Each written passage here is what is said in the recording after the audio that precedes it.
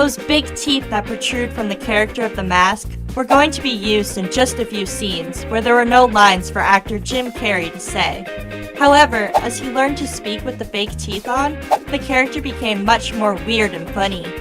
So Jim Carrey used them throughout the movie. The film's director, Chuck Russell, said that he saved a lot of money in special effects thanks to Jim Carrey's ability to do cartoonish movements.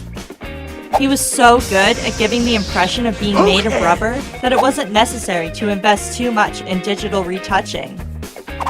There were several impromptu movements. For example, the scene where Milo, the little dog, bites the frisbee and never lets it go, that was not planned. Similarly, the scene where Jim Carrey pulls out a condom from his pocket and says, "Sorry, wrong pocket," was improvised by the actor. The yellow costume used by Jim Carrey for the mask is based on the suit his mother had given him when he was just starting out doing stand-up comedy. Moreover, according to Jim Carrey himself, he drew inspiration from his father to perform as the mask. Apparently, his father was a rather peculiar person. The garage where Ipkiss goes to pick up his car is the same one that was used as headquarters in the movie Ghostbusters. The Coco Bongo discotheque, where the mask dances with Tina, is also the name of a discotheque in Cancun, Mexico, owned by Jim Carrey. They perform shows there, embodying the character of the mask. One of the factors that drew actor Jim Carrey to embody Stanley Ipkiss is that he could relate to his character, as both loved cartoons and comedies. And as Stanley loves cartoons, by transforming into the mask, he's able to act like his favorite cartoon characters. We can see references to Taz, the Tasmanian Devil, when the mask moves in a tornado-like fashion, to the romantic Pepe Le Pew when he tries to win Tina's heart, to Bugs Bunny when the mask dies at the hands of the gangsters, and to Tex Avery the wolf when the mask gets excited by Tina's singing. Now, there's also a little parody that is not related to cartoons. When the mask is given an Oscar for his performance and says, "You like me? You really like me?" They're referring to Sally Field when she received her Oscar in 1984, an occasion that has been parodied thousands of times. Even US ex-President Bill Clinton took a stab at it. Let's talk a little bit about Tina Carlyle. The role of this character was originally to be given to Anna Nicole Smith, but through twists of fate, they discovered Cameron Diaz while she was leaving a model agency. And after realizing that she was perfect for the role, she was given the job, and that is how a young Cameron Diaz debuted. For the lead role of Stanley Ipkiss, actors Martin Short, Rick Moranis, Matthew Broderick, and Steve Martin were considered. There was a moment where they had planned to make a sequel for The Mask. Even the Nintendo Power magazine organized a contest to land a small role at the planned film. However, Jim Carrey refused to perform the role again, and the project was cancelled. Nintendo Power had to apologize to the winner of the contest, as the movie would not happen in the end. There are certain Dark Horse comics where the character of the mask is more violent, even going as far as to kill people. The film's director, Chuck Russell, commented that the movie was originally planned to contain violence, but because of Jim Carrey, the decision was taken to create a more comedic character. During the scene where we can hear Cameron Diaz singing at the Coco Bongo, in actuality, it is actress Susan Boyd who sings behind the scenes. When the police apprehend the mask, they pick him up bluntly, causing him to say, "Where are the video cameras when you need them?" This is a reference to taxi driver Rodney King's affair, which was one of the first highly controversial cases where U.S. police officers were recorded acting in a bad faith, brutally attacking him, which is something that still happens today. Almost at the end of the film, when the mask says, "That's a spicy meatball," it refers to a popular commercial by Alka-Seltzer. The scene became famous because it became known that the actor had to eat some 60 meatballs, as he couldn't perform the line.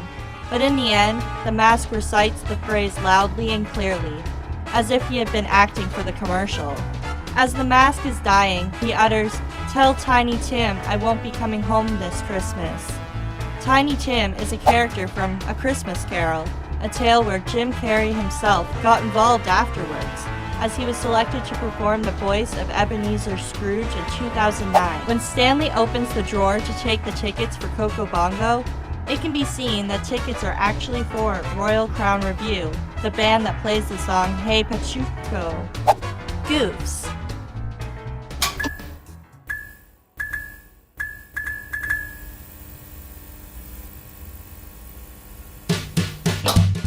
When Stanley is at prison, we can see how he lays toilet paper over the toilet seat. But when the camera changes to show when Milo enters the cell, after focusing the shot at the toilet again, the paper is nowhere to be found. During the scene where Stanley wakes up after being the mask for the previous night, he is shown to hold the mask. The camera changes to make a zoom, but now the mask is over a pillow and not in his hand, as shown in the previous shot. In another scene, when villain Dorian arrives in the Coco Bongo, he breaks the entrance doors. However, when people exit the discotheque, the doors are restored and in place again. As the mask is performing the Cuban Pete, a behind shot shows Jim Carrey wearing knee pads. However, when the camera shows him from the front, the knee pads aren't there. In the scene where the mask pulled a lever to flush Billy and Dorian into a water whirlpool, it can be seen that the lever mechanism disappears and becomes a door.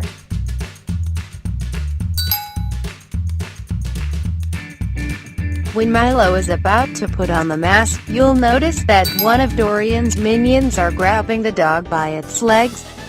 But after changing shots, it is another person holding the dog. Then it's Dorian's follower again. When Tina and the mask are performing acrobatic dance moves at the Coco Bongo, it can be seen that it's not actually Cameron Diaz the one dancing, but rather a stunt woman. We also had a Super Nintendo video game based on the movie. It was a good game, but with a very repetitive gameplay.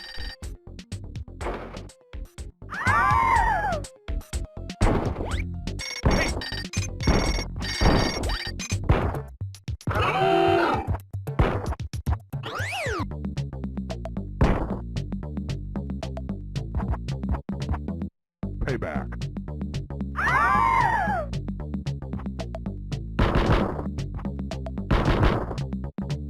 Payback.